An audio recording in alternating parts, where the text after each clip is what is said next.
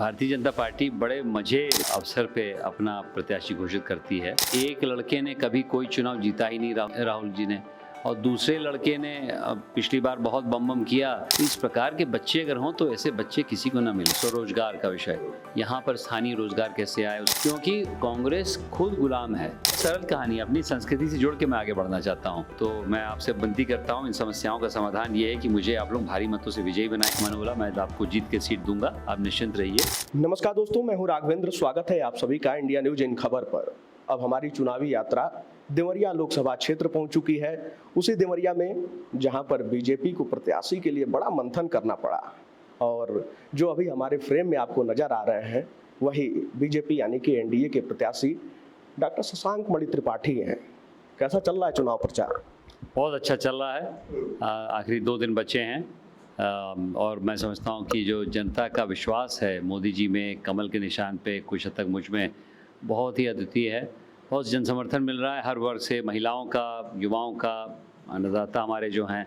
और मैं समझता हूँ कि अभी तक तो जो मुझे लग रहा है एक तरफा है, हम लोग के पक्ष में है। बिल्कुल। यहाँ पे प्रत्याशी घोषित करने में बड़ा मंथन करना पड़ा, क्या उससे पहले कुछ आपसे बातचीत हुई थी? देखिए, भारतीय जनता पार्टी बड़े मजे अवसर पे अपना प्रत्याशी घोषित करती है, और यहाँ पर कई लोग अलग अलग बातें कर रहे थे, तो उसमें मंथन तो हुआ, लेकिन अंत में देर पूछे पहुँचे दुरुस्त पहुँचे। मेरा टिकट मुझे सही समय मिला, जो अष्टमी के दिन मिला, और उसके बाद रामनवमी के दिन मेरा यहाँ प्रवेश हुआ, तो मेरे हिसाब से कोई विलम्ब नहीं थी। बिल्कुल, कोई विलम्ब तो नहीं हुआ, लेकिन राजनीतिक परिवार से आप आते हैं और 2009 के बाद एक राजनीतिक रूप से देखें तो राजनीतिक विरासत वापस आई, तो क्या एक उसका भी दबाव है कुछ? 2004 तक मेरे पिताजी सांसद रहे, और मुझे नहीं लगता है कि विरासत इतनी है जितना कि एक ब्रांड अच्छा है हमारे परिवार का। हम समाज सेवा के लिए काम करते हैं। मुझे 20 साल संघर्ष करना पड़ा। मैंने पिछले 7-8 साल से यहाँ पर भी राजनीतिक सामाजिक अपना उत्थान किया, तभी जाके टिकट मिला। तो मैं नहीं समझता हूँ कि एक कोई डायरेक्ट उसमें इम्पैक्ट रहा है, लेकिन ये बात सही है कि मेरे परिवार में विश्वास है। हम लोगों ने कभी किसी से झूठ नहीं बोला, कभी कोई गलत काम नहीं किया। इसका बड़ा फ़ायदा मुझे मिल रहा है। लेकिन अब राजनीति भी 20 साल में बदल गई है, आधुनिक राजनीति है, संगठनात्मक है। उसमें हर गांव में मेरा एक पहुंच होनी चाहिए, डिजिटल टेक्नोलॉजी का यूज़ है, सोशल मीडिया है। तो मैंने अपनी राजनीतिक इमारत अपने बलबूते पे खड़ी करी। बिल्कुल। तो जहां आपके सामने जो है इंडिया गठबंधन के प्रत्याशी अखिलेश प्रताप सिंह है, दिल्ली तक चर्चा ये है कि भैया मुकाबला यहाँ बहुत कड़ा हो रहा है, कांटे की टक्कर है। आपको क्या लग रहा है? दिल्ली में लोग टीवी को देखते हैं, धरातल पर नहीं देखते हैं कि कितने गांव घूमे हैं, कितना क्या किया है। वो टिकट मिलने के पहले एक गांव भी नहीं घूमे थे, एक तो नंबर 1। दूसरा, अगर इतने कद्दावर नेता हैं तो विधायकी की चुनाव में नंबर 3 कद कैसे आया उनका पिछली बार? उसके पहले क्यों दूसरे नंबर पे थे? तो ये जो चर्चा चल रही है टोटल अफवाह है। अच्छे आदमी, ऐसा नहीं है, अच्छे आदमी, मेरा भी उनके साथ संबंध अच्छा है, लेकिन राजनीतिक परिवेश में कोई मुकाबला ही नहीं है। वो नंबर 3 विधायक रह चुके हैं, यहाँ के हैं ही नहीं, बाहरी हैं। और जो भी कहते हैं अपने डिजिटल मीडिया से, उसमें कई चीज़ें गलत हैं। जो राम मंदिर और राम की आस्था पे उन्होंने बहुत बार प्रहार किया है। लेकिन ये बात है, व्यक्तिगत रूप से मुझे कोई दिक्कत नहीं है, ऐसे प्रत्याशी आएँ जाएँ, लेकिन हम लोग अपनी लड़ाई लड़ रहे हैं, अपने राष्ट्र की लड़ाई लड़ रहे हैं। इंडी अलायंस में एक ही मकसद है कि आप लोग किसका कुर्सी का किसका हो, यही है उनका। कोई मकसद नहीं कि राष्ट्र को क्या होना चाहिए। वो अपने में मज़े पड़े हैं। अभी बाबा हैं, अभी अखिलेश हैं, अभी वहाँ पर दीदी हैं। तो मुझे नहीं लगता कोई तारतम्य है। हमारी पार्टी संगठित है, हर बूथ पे लड़ रही है, हर क्षेत्र में लड़ रही है, हर सेक्टर पर लड़ रही है, हर मंडल पर लड़ रही है। इस प्रकार का नेतृत्व होगा तो छक्के छोड़ा देंगे उनके। अखिलेश कह रहे हैं कि 2 लड़कों की जोड़ी उतरी है यूपी में और इस बार पूर्वांचल से सफाया हो जाएगा। अब देखिए, जहाँ तक नेतृत्व का सवाल है, मैं उसमें बहुत टिप्पणी नहीं करूँगा, लेकिन मैं ये समझता हूँ कि एक लड़के ने कभी कोई चुनाव जीता ही नहीं, राहुल जी ने, और दूसरे लड़के ने पिछली बार बहुत बम बम किया, अपने चाचा को ही गरियाने लगे। तो इस प्रकार के बच्चे अगर हों तो ऐसे बच्चे किसी को ना मिले। बिल्कुल। अगर अब देवरिया की बात की जाए तो इस बार हैट्रिक लगाने की तैयारी में आप जुटे हुए हैं। 10 साल तक जो है आप ही की पार्टी के सांसद रहे, केंद्र में भी सरकार है, प्रदेश में भी सरकार है। क्या लगता है कि क्या कुछ काम धाम रह गया, क्या कमियां रह गई? कमियां तो मैं नहीं कहूँगा, श्रृंखला है। जैसे कि कलराज जी ने कई चीज़ें, पायदान हमें ऊपर उठाए, उसके बाद रमापति जी ने और ऊपर उठाए, उसको मुझे ऊपर ले आना है। मेरा यही लक्ष्य है कि मैं संगठनात्मक रूप से मेरे पास एक अपनी संस्था भी है। मैं एक IIT का छात्र रहा हूँ, तो टेक्नोलॉजी में भी मेरी विशेष उपलब्धि है। यहाँ के तंत्र के साथ मैं अच्छी तरह काम कर रहा हूँ। मैंने एक तीसरे इंजन की बात करी है जो सबके प्रयास का इंजन है। तो ये 3-4 चीज़ मिला के चलें तो मैं चाहता हूँ कि वो पायदान जल्दी बढ़ें। लेकिन ये सीढ़ी तो उन्होंने ही लगाई है, सीढ़ी तो कलराज जी और रमापति जी ने ही लगाई है, और उसके ऊपर जो जिसे कहते हैं नेतृत्वकर्ता मोदी जी और योगी जी हैं, तो उन्हीं के अनुसार हम लोग चलेंगे। लेकिन मैं समझता हूँ कि हम लोग फास्ट हो जाना चाहिए। फास्ट क्यों हो ये पूछेंगे, क्योंकि अमृत काल आ रहा है। अमृत काल में हम लोग को अगले 25 साल में कुछ ऐसा निर्णायक करना चाहिए पूरे देश के लिए। उसमें थोड़ा गिलहरी का रूप में देवरिया में मैं करना चाहता हूँ, ताकि हम लोग तीव्र गति से आगे बढ़ें और अच्छी तरह आगे बढ़ें, सबको साथ लेके आगे बढ़ें। ये मेरी मनोकामना है। और देवरिया के लिए आपने क्या सोच रखा है कि अगर देवरिया की जनता आपको मौका देती है तो किन विषयों पे आप जो है सबसे पहले कार्यरत रहेंगे? एक विषय है जो कि मैं काफ़ी सालों से उसमें मंथन कर रहा हूँ, स्वरोजगार का विषय। यहाँ पर स्थानीय रोजगार कैसे आए, उसके लिए कई चीज़ें मैंने करी हैं। करीब 120 कंपनियाँ मैंने खड़ी करी हैं, छोटी बड़ी, मैंने मतलब मेरी संस्था ने, और उसमें करीब 7,000 यहाँ के स्वरोजगार के अवसर उपलब्ध हुए हैं। और उसी के साथ साथ महिला का उत्थान प्रमुख मेरे लिए है, क्योंकि महिला वोटर मोदी जी के लिए वोट करती है, मेरे लिए वोट करती हैं, मुझे पूरा विश्वास है करेंगी। और महिला जिसे कहते हैं एक बैलेंस शीट बिल्डर है, वो दूरगामी सोच से पैसे का प्रयोग करती हैं। ये सिद्ध कर दिया गया है वर्ल्ड बैंक में कि पुरुष को अगर 100 रुपये दिया जाए तो 10, 15, 20 रुपये वो पान बीड़ी तंबाकू भी ले जाता है। महिला क्षेत्र को बढ़ाने के भी काम करती हैं। तीसरा युवाओं के लिए, तीसरा अन्नदाताओं के लिए, किसानों की आय को दुगनी करने के लिए मेरी बड़ी इच्छा है। उसमें हमारा प्रधानमंत्री के द्वारा पिछले कुछ 5 साल से जब से उन्होंने लक्ष्य रखा है, 1.5 गुना हो ही गई है। तो मेरा पूरा विश्वास है कि आने वाले समय में भी हम इसको दुगनी करेंगे। ये 3 प्रमुख लक्ष्य हैं। उसके अलावा 2 और बिंदु मैं कहूँगा। एक, देवरिया का शहरीकरण कैसे सुचारू रूप से हो, उसमें अलका जी के साथ मैं काम करना चाहता हूँ। और उस तरफ तमकुही राज की तरफ कैसे नमो नारायणी वाला एक कार्यक्रम मैंने किया था, जलमार्ग बनाने का या कुछ ऐसी चीज़ करने का। गेंदा सिंह इंस्टीट्यूट है, उसको ठीक ठाक इस्टेब्लिश करना, और कुशीनगर एयरपोर्ट को भी हम लोग सुचारू रूप से चलाएँ। ये 7-8 बिंदु हैं। आपने इन तमाम बिंदुओं में से सबसे पहले रोजगार का जिक्र किया, और खासकर स्वरोजगार का, और किसानों की आय दुगुनी कैसे हो। आप जनता के बीच में जा रहे हैं, लोगों से मिल रहे हैं, क्या बेरोजगारी और ये तमाम मुद्दे आपको नजर आते हैं जो विपक्ष उठा रहा है लगातार? देखिए, उनका दृष्टिकोण दर्शाता है वो किस प्रकार की मानसिकता से इस इशू को उठा रहे हैं। उनके मन में है नौकरी। नौकरी क्यों है? क्योंकि कांग्रेस खुद गुलाम है। कांग्रेस क्यों गुलाम है? क्योंकि जब 200 साल हमें अंग्रेज़ ने लपेटा, उसके बाद गुलामी की मानसिकता हमारे दिल में और हमारे दिमाग में बसा दी गई। कांग्रेस उसी की उपज है। एक स्कॉट्समैन ने उसको इस्टेब्लिश किया था। हमारे स्वतंत्रता के बाद वही अंग्रेज़ पद्धति चलती रही, नेहरू वाली। तो मैं समझता हूँ कि इसमें जो दृष्टिकोण उनका है कि हम नौकरी करके आगे बढ़ेंगे, वो अभी भी कांग्रेस की सरकार में तो जो प्रहार कर रहे हैं वो नौकरी का प्रहार है।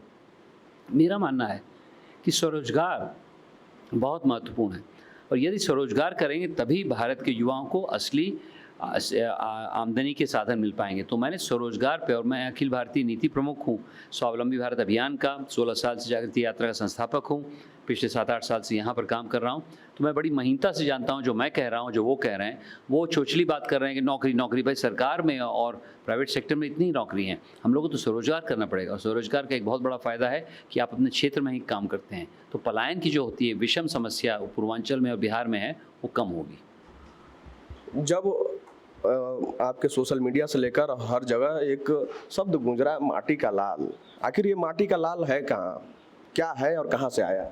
माटी का लाल ये है कि मैं समझता हूँ कि 400 गांव घूम, प्रत्याशिता के पहले, टिकट मिलने के पहले मैंने 400 गांव घूमे हैं। मेरे पिताजी जो कि बहुत गांव घूमते थे, उन्होंने बोला, शशांक तुमने मेरा भी ट्रैक रिकॉर्ड ब्रेक कर दिया, क्योंकि मैं जब घूमता था तुम 400 गांव करीब 1-1.5 साल में तुम घूम चुके हो। तो उसकी जब धूल फाँकी है, माटी की धूल फाँकी है मैंने, धोती पहन के, कुर्ता पहन के लोगों से मिला हूँ, उनकी व्यथा समझी है, अपनी कुछ व्यथा बताया हूँ, एक साक्षात्कार हुआ है, तो गूंज उठी माटी का लाल। उसको मैं रोक नहीं पाया, तो बोला चलो भाई, माटी का लाल तो ठीक ही है। धोती कुर्ता का आपने जिक्र किया, तो मैं भी लंबे समय से देखता हूँ आपका वेशभूषा ठीक इसी तरीके का रहता है, तो इसके पीछे भी कोई कहानी है? नहीं, देखिए, बहुत सरल कहानी है। अपनी संस्कृति से जुड़ के मैं आगे बढ़ना चाहता हूँ। और मैं अगर एक गांव में रह रहा हूँ, अपने गांव में रह रहा हूँ, बरपार में रह रहा हूँ, तो वहाँ का परिधान यही है। और मैं अब दर्शकों को बताना चाहता हूँ, पुरुष दर्शकों को, आप लोग कृपया करके पैंट शर्ट छोड़ दीजिए। अगर आप गर्मी में धोती पहनते हैं तो नीचे से भी एयर कंडीशनिंग होती है, और ज़्यादा ना हो तो ऊपर अंगोछा पहन लीजिए, ऊपर भी एयर कंडीशनिंग हो जाएगी। मैं पिछले 5 हफ्ते से चल रहा हूँ निरंतर। हम लोग मैं 4-5 घंटे सो रहा हूँ, दिन भर भ्रमण कर रहा हूँ। अभी तक मैं बीमार ज़रूर हो गया होता, लेकिन अंगूछे ने मुझे इस विषम स्थिति बचाया और नीचे से मेरी एयर कंडीशनिंग हो रही। 400 रुपये की धोती मिलती है, कृपया जाके खरीद लीजिए। पैंट शर्ट पाश्चात्य सभ्यता का चिन्ह है, उसको छोड़ दीजिए आप लोग। एयर कंडीशनिंग की बात किए हैं, गर्मी का जिक्र किए हैं। सोशल मीडिया पर लोग हमने कहा कि भैया क्या पूछा जाए, क्या क्या समस्या है। लोग कहें भैया बड़ा भीषण गर्मी है, बिजली बहुत कट रही है, सड़क में जो है सड़कों पे जाम है, जाम की समस्या है, कई जगह पे जो है नाले खुले हुए हैं। ये तमाम मुद्दे जो है शहर से उठ कर आए। हमने कहा कि इन तमाम बिंदुओं को रखा जाएगा, क्या करेंगे इसके लिए? नहीं, मैंने तो कहा एक बहुत बड़ा बिंदु है नया देवरिया शहरीकरण सुचारू रूप से। उसको क्या करेंगे, क्या उसका ढांचा होगा, इसकी मैं टिप्पणी नहीं दूंगा, क्योंकि मैं भी मंथन कर रहा हूँ। जब सांसद आप लोग मुझे बना के भेजेंगे तभी मेरा मंथन तेज़ होगा। तो मैं आपसे विनती करता हूँ, इन समस्याओं का समाधान ये है कि मुझे आप लोग भारी मतों से विजयी बनाइए, मुझे शक्ति दीजिए ताकि आप लोगों में लड़ूँ। ये सब जो समस्याएं आप मेरे सामने रख रहे हैं उसका निर्धारण करूँ। और इसमें एक चीज़ कहूँगा, सब चीज़ मेरे कंधे पे मत लगिए। कई चीज़ों का समाधान आपके मन में है, आपकी भुजाओं में है। सबका प्रयास बहुत महत्वपूर्ण है। मेरा सबसे प्रिय छंद है, कहाँ रीछ पत सुन हनुमाना, का चुप साध रही बलवाना। आप लोगों में जो शक्ति है, अनुमत शक्ति, उसको जगाने का काम मैं करूँगा। 18.7 लाख वोटर्स को कोई एक व्यक्ति जगा नहीं सकता जब तक उनकी शक्ति नहीं जगे। तो मैंने आदरणीय मोदी जी का बड़ा प्रिय एक फ्रेज़ है, सबके प्रयास से सबका विकास होगा। ये बहुत आवश्यक है। तो इस जो 3-4 बिंदु आपने गिनाए हैं उसमें सबका प्रयास आवश्यक है। मैं उसमें जामवंत का किरदार निभाऊंगा। आप लोग मेरे हनुमान हैं। देवरिया का जिक्र जब भी आता है चीनी मिल की बात होने लगती है, चीनी का कटोरा। सरकारें बदली, प्रत्याशी बदले, तमाम सांसद आए, मंच से जो है चीनी मिल की बातें हुई, लेकिन जनता जो है उससे उत्साहित नहीं हुई, क्योंकि जनता चीनी मिल को चालू होते हुए देख ही नहीं पाई। मैं एक चीज़ कहूँगा, देखिए मैं बहुत उत्साहित हूँ कि जब योगी जी आए थे करीब 6 महीने पहले, उन्होंने बोला था कि सुप्रीम कोर्ट में जैसे ही जजमेंट होगा तो तुरंत इथेनॉल प्लांट लगवाएंगे, को जनरेशन प्लांट लगवाएंगे। चीनी मिल ही नहीं है, चीनी एक चीज़ नहीं है। चीनी का दाम उठा उचरा होता है, उसमें बहुत वेरिएशन आते हैं, तो उसका इकोनॉमिक्स बन नहीं पाती है। तो उसके साथ इथेनॉल बनाएं, मोलासेस बनाएं, उसके साथ को जनरेशन प्लांट लगाएं। लेकिन मैं ये कहूँगा, जिस समय जिस क्षण वो सुप्रीम कोर्ट का जजमेंट आएगा, योगी जी लगे हैं उसको बनाने के लिए। मैं उसमें अगर यहाँ से मैं प्रतिनिधि बन के जाता हूँ तो उसमें भरपूर प्रयोग करूँगा। लेकिन दोस्तों, सिर्फ चीनी का कटोरा ही नहीं हो सकता, ये तो हल्दी का भी कटोरा हो सकता है, ये तो केले का भी कटोरा हो सकता है, ये तो मूंज का भी कटोरा हो सकता है, ये तो कई चीज़ों का कटोरा हो सकता है। तो संभावनाएं बहुत ज़्यादा हैं। अगर आप अपना दृष्टिकोण सिर्फ चीनी पे रखेंगे तो दृष्टिकोण वो 50 साल पुराना दृष्टिकोण है। जब ब्रिटिश साम्राज्य था जो चीनी के यहाँ करता था। चीनी आवश्यक है, इथेनॉल आवश्यक है, को जनरेशन आवश्यक है, लेकिन उसके साथ 5 अन्य संभावनाएं, उसको भी देखिए। तो मैं प्रोत्साहित करूंगा लोगों को, और यदि आप मुझे यहाँ पर सांसद बना के भेजते हैं तो इन सब चीज़ों में शोध करूंगा। दूसरी चीज़ मैं ये कहूँगा, एक शोध मैं व्यक्तिगत रूप से करूंगा, लेकिन मेरे पास एक संस्था भी है, उसमें मैंने डिजिटल सेंटर ऑफ एक्सीलेंस बनाया, agro processing centre of excellence बनाया, परिधान हस्तशिल्प कला का है, महिलाओं के लिए है, शहरीकरण के लिए एक है सेंटर, एक स्वास्थ्य के लिए है। तो इन सेंटर ऑफ एक्सेलेंस से भी मैं संस्थागत रूप से आगे काम कर पाऊंगा, और मेरे हिसाब से ये बहुत बड़ी उपलब्धि मेरे पास है। सरकार के साथ तो काम करना है, लेकिन प्राइवेट सेक्टर और समाज के साथ भी काम करेंगे तभी जाके देश आगे बढ़ेगा। मोदी जी के साथ जब आपने मंच साझा किया, बड़ा गुफ्तगू हुआ, क्या बातचीत हुई? राजनीतिक बात हुई। उन्होंने बोला कि कैसा चल रहा है, तो मैंने उनका विश्लेषण 2-3 मिनट में बता दिया कि ये हो रहा है, ये हो रहा है, ये हो रहा है, ये हो रहा है। और मैंने बोला मैं आपको जीत के सीट दूंगा, आप निश्चिंत रहिए। तो बड़े प्रसन्न थे, और बहुत मेरे आदर्श हैं। स्वामी विवेकानंद एक मेरे आदर्श हैं, और नरेंद्र भाई मोदी दूसरे आदर्श हैं। उन्होंने इतना काम किया देश के लिए, और मैं हर समय प्रेरित रहता हूँ। कभी कभी जब मैं 4.5 घंटे आजकल सो रहा हूँ, 5 घंटे सो रहा हूँ, उठता हूँ, तो मैं बोलता हूँ अरे नहीं, वो तो पिछले 25 साल से ऐसा कर रहे हैं, मैं तो कुछ ही समय के लिए कर रहा हूँ। तो ऐसा प्रेरणादायक व्यक्ति जिसके साथ मैंने मंच शेयर किया, बहुत अच्छी तरह बोले, उन्होंने मुझे युवा करार दिया, युवा नेता, तो मैं उससे भी प्रोत्साहित हूँ।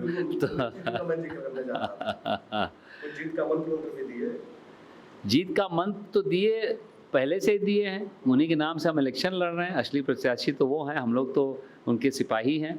और मोदी जी और योगी जी और उसके साथ कमल का निशान, हम लोग तो यहाँ पर एक वो सिंबल लेके आए हैं, और उसी के अनुस्वरूप काम कर रहे हैं। पूरा विश्वास है कि तीनों इंजन लगेगा। एक मोदी जी का लगने वाला है 4 जून को, एक योगी जी का लग गया, तीसरा इंजन जो मैं लगाने की कोशिश कर रहा हूँ जनता की ऊर्जा का। योगी जी का आपने जिक्र किया, योगी जी जब आए थे तो जनसभा के दौरान एक वीडियो बड़ा वायरल हुआ सांसद रमापति राम त्रिपाठी जी का, क्या घटनाक्रम था? नहीं, कोई घटनाक्रम नहीं था। हुआ ये था कि कोई एडमिनिस्ट्रेटिव व्यक्ति को बताया गया था कि आप बिल्ले लगाइए, और बिल्ले उन्होंने लगाए और बाई चांस रमापति जी का उसमें मिस हो गया, तो उनका लगा नहीं था, तो कन्फ्यूजन था किस चेयर पे, तो उसको हमने सेटल कर दिया 2-3 मिनट में, वो हो गया। मैंने ही उनको बोला आइए बैठिए मेरे बगल। क्या संविधान खतरे में है? था जब इमरजेंसी लागू हुई थी, जब कांग्रेस ने एक झटके में, क्योंकि उनकी मुखिया को किसी कोर्ट ने बरी नहीं किया, तो उन्होंने तुरंत इमरजेंसी की। हमारे प्राइम मिनिस्टर साष्टांग दंडवत करते हैं जब जाते हैं अपने पार्लियामेंट में, उन्होंने बोला है कि संविधान उनकी गीता है। क्या गीता से कोई खिलवाड़ करेगा? कभी नहीं। हम लोग ने कभी न किया है न करेंगे। कॉन्स्टिट्यूशनल अमेंडमेंट्स आते रहते हैं। 73rd अमेंडमेंट लाए थे राजीव जी, अन्य अमेंडमेंट्स लाए हैं। अभी महिला का जो आरक्षण उसके लिए अमेंडमेंट लाया गया, वो अमेंडमेंट्स होते रहेंगे, स्वाभाविक है। जैसे जैसे समाज बढ़ता है वैसे वैसे संविधान को थोड़ा बहुत चेंज करना पड़ता है, लेकिन प्रखर रूप से जो अमेंडमेंट लाया गया है और जो संविधान को चेंज करने की बदतमीजी करी गई है, वो कांग्रेस ने करी है। इसको कॉल आउट करना चाहिए। अब उनके मन में चोर घुसा हुआ है, चोर की दाढ़ी में तिनका, वो करते करते आगे चल के यही बता रहे हैं, गलतफहमी कर रहे हैं। जो भी श्रोता सुन रहा है, हमारा संविधान अक्षुण है। वो बहुत बहुत बड़े व्यक्ति B.R. अम्बेडकर ने लिखा था, उसको B.R. अम्बेडकर को भी इन्होंने हरा दिया कांग्रेस वालों ने। अब ये बोल रहे हैं कांग्रेस को हम लोग संविधान को हम लोग छेड़ेंगे, कभी नहीं। पिछली बार लगभग 2.5 लाख वोटों के अंतर से आप लोग ये सीट जीते थे, इस बार भी कुछ नंबर आपने सोच रखा है? मैं नंबर नहीं प्रेडिक्ट करूंगा। माहौल उस समय अलग था, अभी अलग है। उस समय की स्थिति अलग है, अभी अलग है। नंबर ऑफ वोटर्स उस समय अलग थे, अभी अलग हैं। तो मैं कोई प्रेडिक्शन इसमें नहीं दूंगा। मुझे मालूम है मैं जीत रहा हूँ। कितनी मात्रा से जीतूंगा ये तो भगवान के हाथ में और जनता के हाथ में। चलिए, बहुत बहुत शुक्रिया। तो देखिए, देवरिया लोकसभा सीट की चर्चा पूरे देश भर में है। खैर 4 जून को नतीजे आएंगे, उससे पहले आपको क्या लगता है, और ऐसे ही चुनावी कवरेज के लिए आप सब जुड़े रहें हमारे साथ। धन्यवाद।